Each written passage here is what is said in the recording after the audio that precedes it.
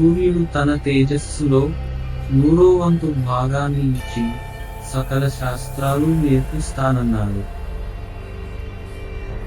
వరుణుడు నీటి వల్ల మరణం సంభవించదన్నాడు.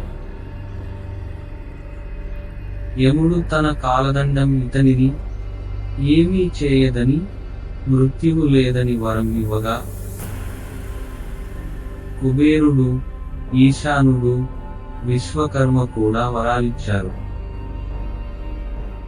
బ్రహ్మ చిరాయువునిచ్చి బ్రహ్మాస్త్రం ఇతనిని కట్టిపడవేయలేదని మాటిచ్చాడు. శత్రువులకు భయాన్ని, మిత్రులకు సంతోషాన్ని ఇస్తాడని చెప్పి కామరూపం ధరించగలవాడని అని దీవించి దేవతలని వెంటపెట్టుకొని తిరిగి బ్రహ్మలోకం వెళ్ళిపోయాడు. హనుమంతుడు సూర్యుని వద్ద విద్యాభ్యాసం చేశాడు. సూర్యుడు గగనతలంలో తిరుగుతూ ఉంటే ఆయన రథంతో పాటుగా తాను ఎగురుతూ విద్య నేర్చుకుని, హనుమంతుడు సకల విద్యలలోనూ వ్యాకరణంలోనూ పండితుడయ్యాడు. నవ వ్యాకరణాలలోనూ మహాపండితుడని హనుమంతునికి పేరు. వివాహితులకు మాత్రమే అర్హత ఉన్న కొన్ని విద్యలు నేర్చుకోవడానికి అనుకూలంగా సూర్యుడు తన కూతురు సువర్చలను హనుమంతునకిచ్చి వివాహం చేశాడని, అయినా హనుమంతుని బ్రహ్మచర్య దీక్షకు భంగం వాటిల్లలేదని కూడా కథ. హనుమంతుడు మహాశక్తిమంతుడు, బలశాలి అయిన సహజ సిద్ధమైన వానర లక్షణాల వల్ల కొంటె పిల్లవాడుగా మారి అల్లరి చేసేవాడు. మునుల నారచీరలు చింపివేయడం, అగ్నిహోత్రాలు ఆర్పివేయడం చేస్తూ వారిని విసిగించేవాడు. అప్పుడు మునులు హనుమంతుని శక్తి అతనికి తెలియకుండా పోతుందని శపించి, ఎవరైనా గుర్తు చేస్తేనే అతనికి తన శక్తి తెలిసి వస్తుందని అంటారు. అందువల్ల ఆగడాలు తగ్గి హనుమంతునికి చదువు ధ్యాస పట్టింది. గురుదక్షిణగా సూర్యుని కొడుకు సుగ్రీవునకు మంత్రిగా ఉండడానికి హనుమంతుడు అంగీకరించాడు. సుగ్రీవుడు, అతని అన్న వారి కిష్కింధలో ఉన్న వానరులు విద్య ముగిసింది. అప్పుడు వానరులకు వృక్షరజనుడు రాజై కిష్కంధను రాజధానిగా చేసుకుని పాలించేవాడు. అతనికిద్దరు కొడుకులు, వాలి సుగ్రీవుడు. వాలి రాజైన తరువాత సుగ్రీవునికి ఆంతరంగికుడుగా ఆంజనేయుడు పనికి కుదిరాడు. వాలి మహాబల సంపన్నుడు, రావణాసురుడంతటి వాడు. అతని శక్తి ముందు తలవంచి స్నేహితుడిగా మారిపోయాడు. ఒకసారి మాయవి అనే రాక్షసుడు వాలితో యుద్ధం చేయడానికి వచ్చాడు. ద్వంద్వ యుద్ధానికి ఆహ్వానిస్తాడు. వాలి సుగ్రీవులు అతని ముందుకొచ్చారు. వారిని చూడగానే మాయవికి పై ప్రాణాలు పైకే పోయాయి. భయపడి పారిపోయాడు. వాలి అతన్ని వదలక అనుసరించాడు. మాయావి ఒక బిలంలోకి దూరి మాయమయ్యాడు. వాలి సుగ్రీవునితో, నువ్వు ఇక్కడే నా కోసం వేచి ఉండు. వాడెక్కడున్నా సరే వాడిని చంపి గాని తిరిగిరాను అని బిలంలోకి దూరాడు. ఏడాది పాటు ఆ బిలం దగ్గరే గడిపాడు. ఇంతలో రాక్షసుల ఆర్తనాదాలు, ఏరులై పారుతూ రక్తం బిలం నుంచి బయటకు వచ్చింది. సుగ్రీవుడు రాక్షసుల చేతిలో చనిపోయాడని భావించి, వాలినే జయించిన రాక్షసుడు తిరిగి బయటకు వస్తే తమ జాతి మనుగడకే ప్రమాదమని భావించి బిలాన్ని ఒక పెద్ద రాతితో మూసి విచారిస్తూ కిష్కింధకు పోయి జరిగిన సంగతి చెప్పి వారికి అంత్యక్రియలు చేశాడు. వానర పెద్దలు సుగ్రీవుడిని రాజు చేశారు. కొన్నాళ్లకు బిలం ముందు ఉన్నరాయిని కాలితో తన్ని కిష్కింధకు వస్తాడు వాలి.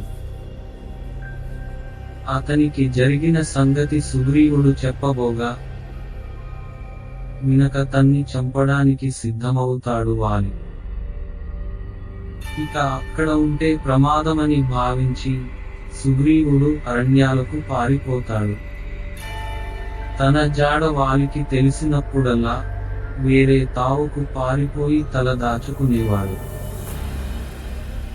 అతనికి కష్టకాలంలో ఉన్న 4 మంత్రులలో హనుమంతుడు ఒకడు. నిజానికి వాలి కంటే హనుమంతుడు బలవంతుడు. మునుల శాపం వల్ల తన బలం గుర్తురానందువల్ల అతను సుగ్రీవునితో పాటు అడవులలోకి పారిపోవలసి వచ్చింది. ప్రతిరోజు ప్రాణ భయంతో విలపిస్తున్న సుగ్రీవుడితో ఒక రోజు ఇలా అన్నాడు. మీ అన్న ఒకసారి దుందుగి అన్న రాక్షసుడిని చంపాడు. వాలి అతన్ని ఎత్తి పడవేయగా ఋష్యశృంగ పర్వతం మీద తపస్సు చేస్తున్న మతంగ మహర్షి మీద ఆ కళేబరం పడింది. కోపంతో మతంగ ముని, ఈ పర్వతానికి వాలి వస్తే తలపగిలి చస్తావని శపించాడు. మీ అన్న అక్కడకు రాడు,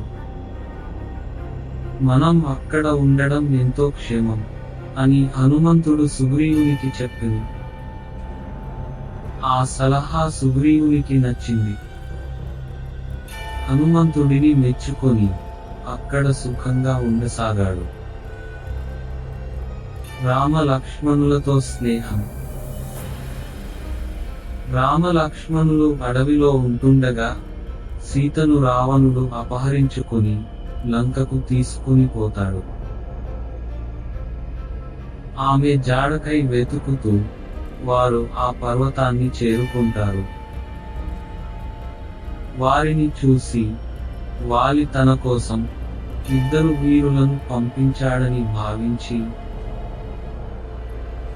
సుగ్రీవుడు హనుమంతుడిని వెళ్లి సంగతి కనుక్కోమని కోరాడు. హనుమంతుడు భిక్షువుగా రూపం మార్చుకుని రామలక్ష్మణులకు అతిథి పూజ చేసి, అయ్యా, మీరు మహాపురుషులని చూస్తేనే తెలుస్తుంది. ధనుర్ధారులై ఇక్కడ సంచరించడానికి కారణం ఏమిటి? నేను సుగ్రీవుడి మంత్రిని, వానరుడిని, కామరూప విద్య తెలిసిన వాడిని కావటాన ఈ రూపంలోకి మారాను. అందుకు రాముడు ప్రేమతో హనుమా అని పిలిచాడు. వెంటనే హనుమ రాముడికి పాదాభివందనం చేసి నిజ రూపం ధరిస్తాడు. అప్పుడు రాముడు, చూసావా లక్ష్మణ, మనమే సుగ్రీవుని కలవాలని భావించాము. అతని దూత మన వద్దకు వచ్చాడు. ఇతడి సంభాషణలో ఒక్క అపశృతి లేదు. మహావ్యాకరణ పండితుడని తెలుస్తుంది. ఎవరినైనా ఇట్టే మాటలతో ఆకట్టుకోగలడు అని మెచ్చుకుని తన వృత్తాంతం అంతా చెప్పాడు.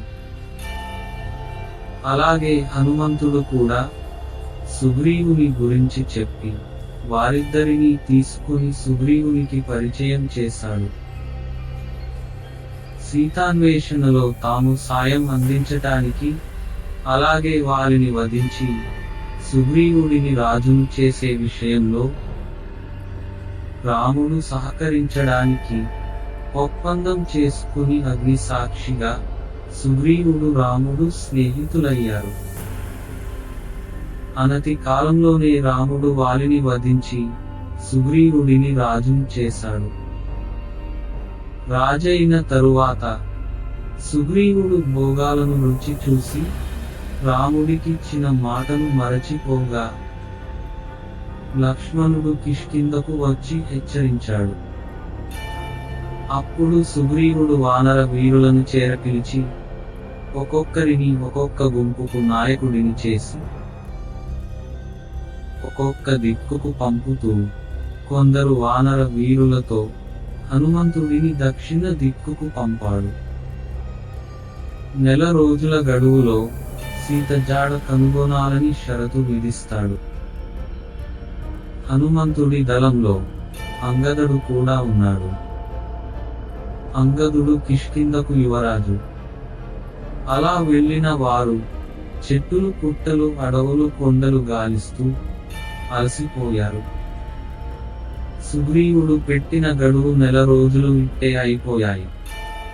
కానీ వారికి సీత జాడ మాత్రం తెలియలేదు. ఆకలిదప్పులతో కదలలేని స్థితికి చేరుకున్నారు.